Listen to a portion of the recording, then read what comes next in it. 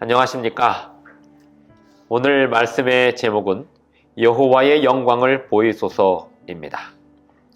출애굽기 33장에 보면 모세와 회막에 관한 이야기가 나옵니다. 33장 7절부터 11절까지 보겠습니다. 하나님께서 모세에게 회막을 지으라고 하시는 이유가 무엇인지 살펴봅니다.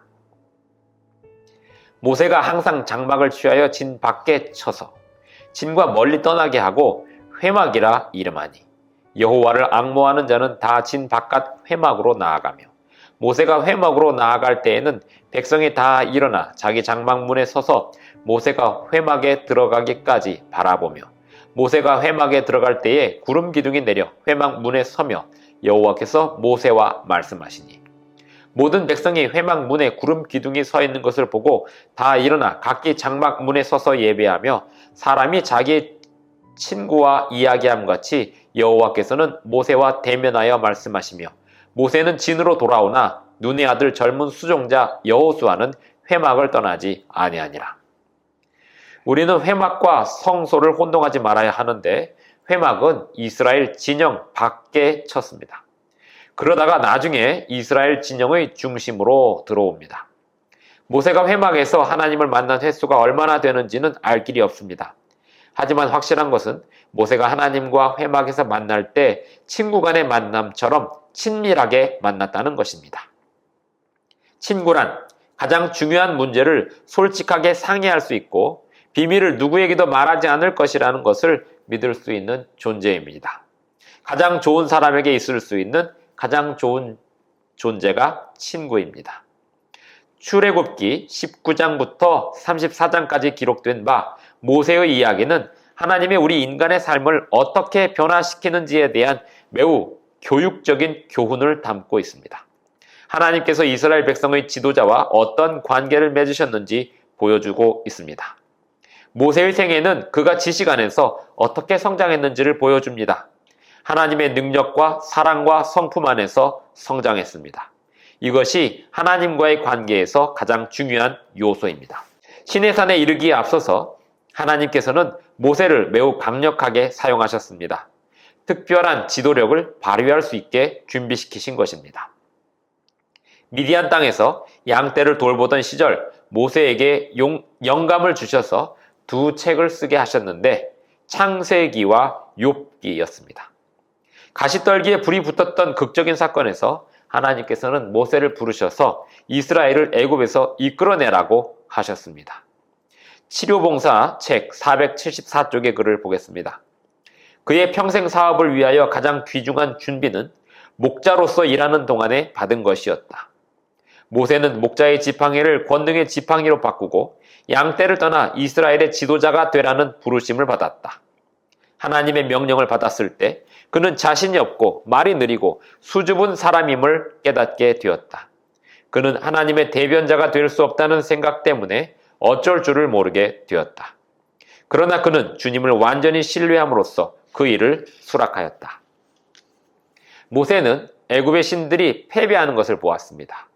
애굽의 강력한 군대가 바다에서 멸망하는 것을 보았습니다. 모세는 수주일 동안 하나님께서 이스라엘 백성들을 애굽에서 이끄셔서 시내산으로 인도하시는 것을 보았습니다.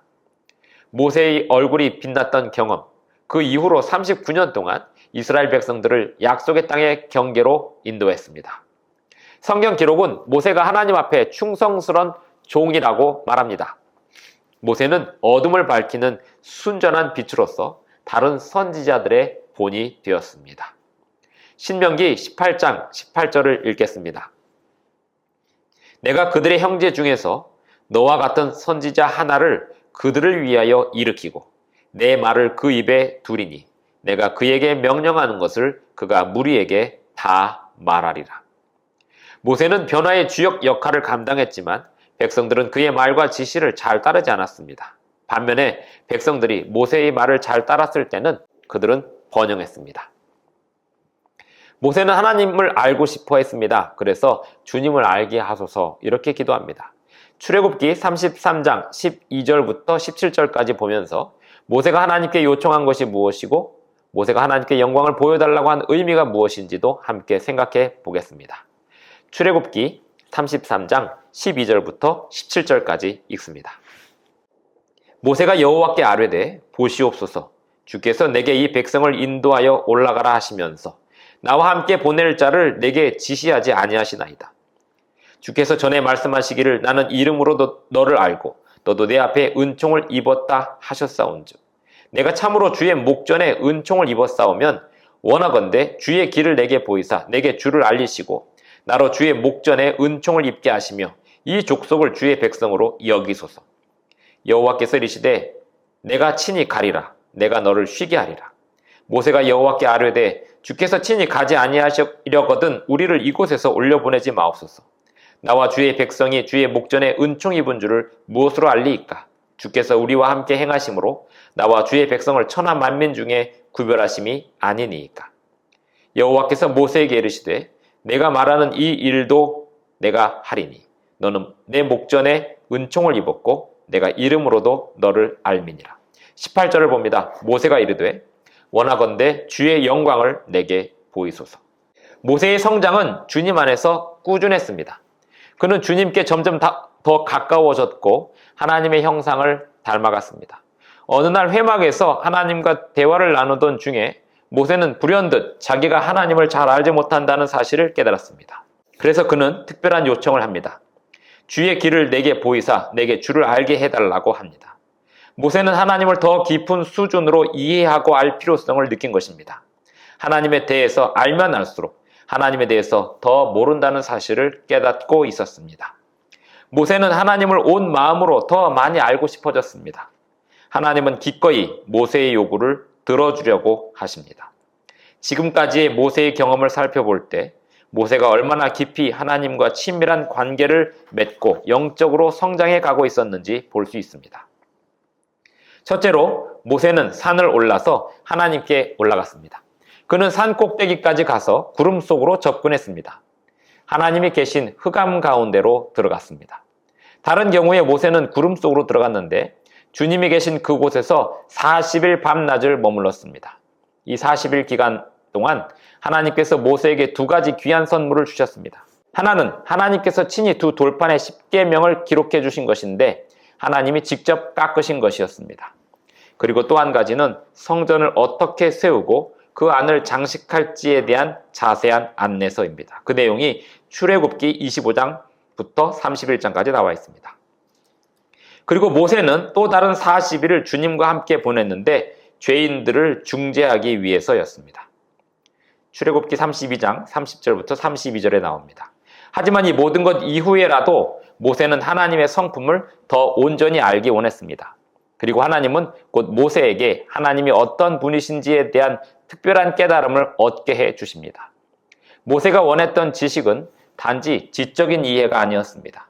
하나님에 대한 경험적 지혜였습니다. 나중에 예수님이 이 땅에 오셔서 하신 말씀이 있습니다. 요한복음 17장 3절입니다. 영생은 곧 유일하신 참 하나님과 그가 보내신 자 예수 그리스도를 아는 것이니이다. 하나님이 자신을 나타내 보이신 최고의 사례는 이 땅에 사람으로 오신 예수님의 사례였습니다. 주의 영광을 보여달라고 하는 모세의 요청은 하나님께서 응답해 주십니다. 금송아지 우상 숭배 사건 이후 모세는 하나님께 백성을 중재하면서 하나님께서 계속해서 그들을 약속의 땅으로 인도해 주실 것인지 확인을 받고 싶어 했습니다. 그 마음속 깊은 내면에서 그가 또한 원했던 것은 하나님을 더 잘 알고 싶어 한 것입니다. 출애굽기 33장 18절부터 23절을 보면서 하나님께서 모세가 하나님의 영광을 보여달라고 한 간구에 어떻게 반응하셨는지 보겠습니다. 모세가 이르되 원하건대 주의 영광을 내게 보이소서. 여호와께서 이르시되 내가 내 모든 선한 것을 내 앞으로 지나가게 하고 여호와의 이름을 내 앞에 선포하리라. 나는 은혜 베풀 자에게 은혜를 베풀고 긍휼히 여길 자에게 긍휼을 베푸느니라. 또 이르시되 내가 내 얼굴을 보지 못하리니 나를 보고 살 자가 없음이니라. 여호와께서 또 이르시기를 보라 내 곁에 한 장소가 있으니 너는 그 반석 위에 서라. 내 영광이 지나갈 때에 내가 너를 반석 틈에 두고 내가 지나도록 내 손으로 너를 덮었다가 손을 거두리니 내가 내 등을 볼 것이요 얼굴은 보지 못하리라. 원하건대 주의 영광을 내게 보이소서 하고 하나님께 간구했습니다. 주님의 자비하심으로 하나님의 영광을 모세에게 보이셨습니다. 그때 하나님께서 모세의 간구에 응답하시면서 약속하시기를 그분의 모든 선한 것을 모세 앞으로 지나가게 하시겠다 하십니다. 하나님의 영광은 곧 그분의 선하심이라고 결론 지을 수 있습니다. 하나님의 성품이 곧 하나님의 영광입니다. 사도행적 530쪽의 글을 보겠습니다. 하나님의 영광은 당신의 선하심을 자녀들에게 나누어 주시는 것이다. 하나님께서는 남녀들이 최고의 수준에 도달하는 것을 보기 원하신다. 하나님의 영광은 회개하는 죄인을 당신의 팔로 안으시고 그들을 변화시키기 위해 필요한 모든 것을 공급하십니다. 동시에 우리 삶에 하나님의 품성을 드러내고 다른 사람들도 하나님의 품성을 알게 함이 우리의 영광입니다. 하나님의 품성은 그분의 선하심과 친절 그리고 자비로운 사랑으로 나타나는데 우리의 삶에서 그 선하신 품성이 증거되어야 합니다. 이렇게 해서 우리에게 세상을 향한 축복이 될 수 있는 기회뿐 아니라 눈에 보이는 온 세상을 향한 빛이 될 기회가 있게 되는 것입니다. 사도 바울은 이렇게 말했습니다. 고린도전서 4장 9절을 보겠습니다. 고린도전서 4장 9절입니다. 내가 생각하건대 하나님이 사도인 우리를 죽이기로 작정된 자 같이 끄트머리에 두셨음에 우리는 세계 곧 천사와 사람에게 구경거리가 되었노라. 이런 우주적 차원은 우리 삶에 우리가 상상할 수 없을 만큼의 의미와 목적을 제공합니다. 로마서 2장 4절에서 바울은 하나님의 인자하심이 너를 인도하여 회개하게 하신다고 했습니다. 하나님의 성령을 통해서 제공되는 하나님의 선하신 품성은 사람들에게 그들의 죄를 깨닫게 하고 구원의 필요성을 사모하도록 이끕니다. 우리가 십자가를 바라보고 십자가에 달리신 그분이 하나님이심을 바로 이해한다면, 그리고 그분이 왜 십자가를 지셨는지 깨닫는다면, 그분이 십자가를 지신 이유가 우리를 사랑하심으로 우리를 구원하시기 위함이었다는 것을 알게 된다면 우리는 하나님의 선하신 품성에 대한 가장 위대한 계시를 깨닫는 것입니다. 실물교훈 162쪽의 글을 보겠습니다. 모세가 그분의 영광을 본 것은 바위 틈에 숨기워져 있을 때였다. 이같이 우리도 갈라진 바위 되시는 분 안에 숨을 때에 그리스도는 못에 찔린 당신의 손으로 우리를 덮으시고 당신의 종에게 하셨던 말씀을 들려주실 것이다. 하나님은 모세에게 하셨던 것 같이 우리에게도 자비롭고 은혜롭고 노하기를 더디하고 인자와 진실이 많은 하나님이로라 인자를 천대까지 베풀며 악과 과실과 죄를 용서하시는 분이심을 친히 보여주실 것이다.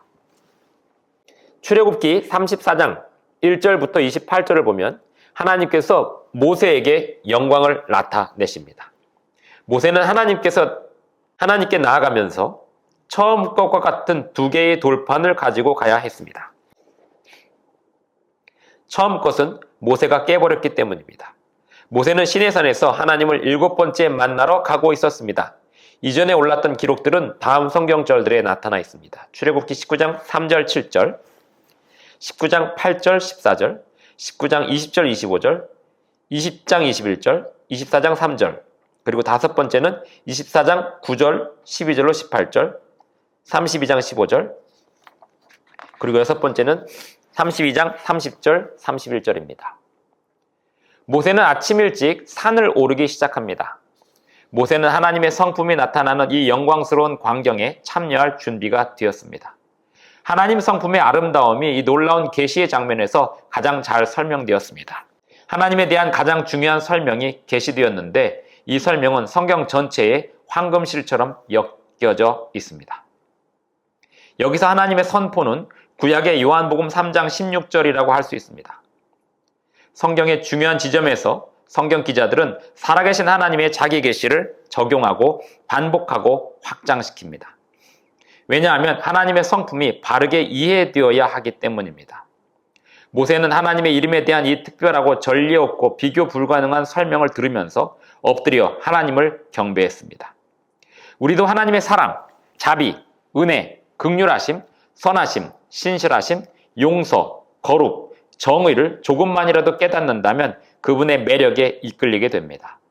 우리가 하나님을 사랑하기 시작하는 때는 바로 그분을 바라보고 그분의 탁월하신 성품을 볼 때이고, 그 사랑은 하나님을 섬기고 그분께 순종하게 만듭니다. 하나님이 우리를 사랑하시기 때문에 우리가 하나님을 사랑하게 되는 것입니다. 하나님의 자기 계시로 모세는 확신하기를 하나님께서 당신의 백성들을 위해서 놀라운 역사를 이루실 것이고 그들을 약속의 땅으로 이끄실 것을 믿었습니다. 하나님은 언약을 갱신하시고 다른 나라들이 하나님의 경이로우시고 놀라운 역사를 목도하게 될 것을 약속하십니다. 출애굽기 34장 10절을 읽어보겠습니다. 출애굽기 34장 10절입니다. 보라, 내가 언약을 세우나니 곧 내가 아직 온 땅 아무 국민에게도 행하지 아니한 이적을 너희 전체 백성 앞에 행할 것이라. 내가 머무는 나라 백성이 다 여호와의 행하심을 보리니 내가 너를 위하여 행할 일이 두려운 것임이니라. 이스라엘 백성들은 하나님께 순종해야 했고 그들의 번영을 유지하기 위해서는 10개의 분명한 계명을 순종해야 했습니다. 하나님은 모세에게 요구하시기를 이전에 깨졌던 그 언약 내용들을 다시 기록하라고 하셨고 하나님께서는 10계명을 판들에 기록하셨습니다. 출애굽기 34장 27절로 28절을 보겠습니다. 여호와께서 모세에게 이르시되 너는 이 말들을 기록하라. 내가 이 말들의 뜻대로 너와 이스라엘과 언약을 세웠음이니라 하시니라. 모세가 여호와와 함께 40일 40야를 거기 있으면서 떡도 먹지 아니하였고 물도 마시지 아니하였으며 여호와께서는 언약의 말씀 곧 10계명을 그 판들에 기록하셨더라. 교회 증언 6권 221쪽의 글을 봅니다. 우리는 모세에게 나타났던 하나님의 품성을 세상에 드러내도록 부름받았다. 주의 영광을 내게 보이소서라고 한 모세의 기도에 주께서 약속하였다. 내가 나의 모든 선한 형상을 내 앞으로 지나게 하고 여호와의 이름을 내 앞에 반포하리라. 여호와로라 여호와로라 자비롭고 은혜롭고 노하기를 더디하고 인자와 진실이 많은 하나님이로라. 인자를 천대까지 베풀며 악과 과실과 죄를 용서하다. 이것이 하나님이 당신의 백성에게 원하시는 열매이다. 모세의 얼굴이 빛나는 장면이 나옵니다. 출애굽기 34장 29절로 35절을 보면서 모세의 얼굴이 빛나는 이유가 무엇인지 살펴봅니다. 출애굽기 34장 29절로 35절입니다. 모세가 그 증거의 두 판을 모세의 손에 들고 시내산에서 내려오니 그 산에서 내려올 때 모세는 자기가 여호와와 말하였으므로 말미암아 얼굴 피부에 광채가 나나 깨닫지 못하였더라. 아론과 온 이스라엘 자손이 모세를 볼 때에 모세의 얼굴 피부에 광채가 남을 보고 그에게 가까이 하기를 두려워하더니 모세가 그들을 부르매 아론과 회중의 모든 어른이 모세에게로 오고 모세가 그들과 말하니 그 후에야 온 이스라엘 자손이 가까이 오는지라. 모세가 여호와께서 시내산에서 자기에게 이르신 말씀을 다 그들에게 명령하고 모세가 그들에게 말하기를 마치고 수건으로 자기 얼굴을 가렸더라. 그러나 모세가 여호와 앞에 들어가서 함께 말할 때에는 나오기까지 수건을 벗고 있다가 나와서는 그 명령하신 일을 이스라엘 자손에게 전하며 이스라엘 자손이 모세의 얼굴의 광채를 보므로 모세가 여호와께 말하러 들어가기까지 다시 수건으로 자기 얼굴을 가렸더라. 하나님께서 모세에게 그분의 사랑의 성품을 계시하신 후에 모세는 이스라엘 백성들의 진영으로 내려옵니다. 그런데 모세의 얼굴은 빛이 나고 있었습니다. 모세는 자기 얼굴이 빛나고 있는 것을 알았을까요? 그렇지 않았습니다. 하나님을 더욱 가까이서 만날수록 사람은 그분의 선하신 품성에 비교되는 자신의 불완전한 품성을 깨닫게 됩니다. 그러니 모세는 자기의 얼굴이 빛나고 있음을 알지 못했습니다. 그러면 모세의 얼굴이 빛나게 된 이유는 무엇이었을까요? 단지 하나님의 임재하심 앞에 있었기 때문만은 아닙니다. 왜냐하면 예전에도 몇 차례 그런 일이 있었는데 그때는 그의 얼굴이 이번처럼 그렇게 빛나게 되지 않았음을 보아도 알 수 있습니다. 하지만 모세가 하나님의 임재하심 아래 있지 않았다면 결코 그의 얼굴이 그렇게 빛나지 않았을 것입니다. 모세의 얼굴이 빛났던 이유는 하나님의 선하시고 인자하신 성품을 깨달았고 하나님께 자신을 완전히 굴복했기 때문이었습니다. 하나님의 성품으로 모세가 변화되었고 그의 얼굴이 빛나게 되었습니다. 우리 마음과 정신은 우리가 하나님께 온전히 굴복하고 그분이 우리 삶의 주인 되시고 왕이 되심을 온전히 인정할 때 변화를 경험할 수 있습니다. 고린도후서 3장 18절을 읽어보면 예수님께서 우리의 형상을 어떻게 서서히 변화시키시는지 알 수 있습니다. 읽어보겠습니다. 고린도후서 3장 18절입니다. 우리가 다 수건을 벗은 얼굴로 거울을 보는 것 같이 주의 영광을 보매 그와 같은 형상으로 변화하여 영광에서 영광에 이르니 곧 주의 영으로 말미암음이니라. 사도 바울은 모세의 빛나는 얼굴을 예수님의 영광과 비교했습니다. 하나님의 율법과 은혜를 드러내신 예수님의 영광은 모세가 율법을 받을 때 얻은 그 얼굴의 영광의 근원입니다. 그리스도와 그분의 율법은 우리가 예수님께 눈을 고정할 때 우리의 성품에 새겨질 수 있습니다. 그리고 오직 성령의 능력으로 그 일이 이루어질 수 있습니다. 모세는 우리를 위한 본이 됩니다. 우리가 하나님께 우리의 성품을 변화시켜 주시도록 할 때 하나님이 우리를 그 거룩한 형상으로 변화시켜 주심을 모세의 경험을 통해 알게 됩니다. 이것이 바울이 말한 새 생명 가운데 행함의 의미입니다. 부조와 선지자 330쪽의 글을 읽으며 마치겠습니다. 모세가 산에 있는 동안 하나님께서는 그에게 율법판뿐 아니라 구속의 경륜도 보여주셨다. 그는 그리스도의 희생이 유대 국가 시대에는 모든 유형과 상징으로 예표된 것을 보았다. 그리고 모세의 얼굴에 비친 빛은 하나님의 율법의 영광의 빛에 못지않게 갈바리에서 흘러나온 하늘의 빛이었다. 그 신성한 빛은 유일하신 참 간구자의 대표자이며 눈에 보이는 중보자로 봉사했던 시대의 영광을 상징했다. 기도하시겠습니다. 하늘에 계신 우리 아버지, 오늘도 우리에게 말씀을 주시고 교훈하여 주시니 감사합니다. 주님의 영광을 우리에게 보여주시고 주님의 형상으로 변화되게 하여 주시옵소서. 예수님의 이름으로 기도합니다.